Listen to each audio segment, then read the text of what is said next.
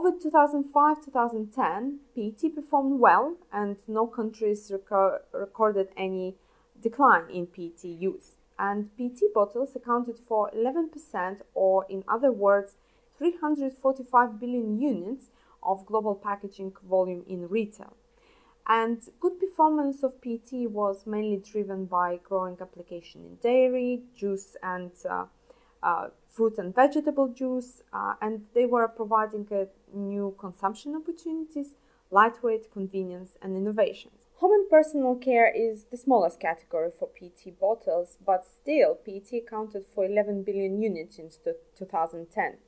PET has also a good potential in foods, and recently has been a success in the US for flavored milk drinks in single-serve sizes, and this is a very popular product for kids as an addition to lunchbox, and it provides healthy alternative to carbonates, for example.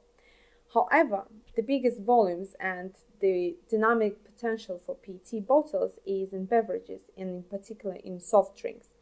And recently, PET is also making very brave steps into alcoholic drinks and wine in particular, and performing really well in such countries which are very open to packaging innovations like the US.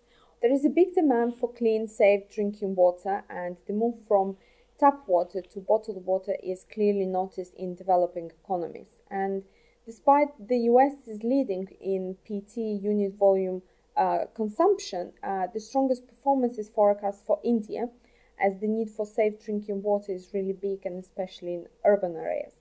However, it is interesting to mention that by 2014, the US still will be 4 times bigger in absolute unit volume terms of PET consumption than India, and this shows how big the potential in Asia Pacific is. Health and wellness trend is defining and bringing new opportunities for PET application, and the Asia Pacific region becomes interesting not only because of growing economical abilities, but also due to growing health awareness. And juice and juice drinks are becoming really important category for PET. Also, it is worth mentioning that PET bottles in fruit vegetable juice in Asia Pacific will grow around 13% at compound annual growth rate over 2010-2014.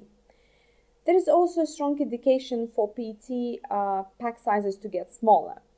For example, the size of household on average has a tendency to shrink, and smaller pack sizes of different products are very desirable. And for example, Heinz introduced smaller 250 milliliters ketchup bottle in PET in order to increase the penetration within smaller households. And this could drive really new trends for PET and new opportunity for PET to develop the same product ranges but just in a smaller packaging, and at the same time it would increase unit turnovers.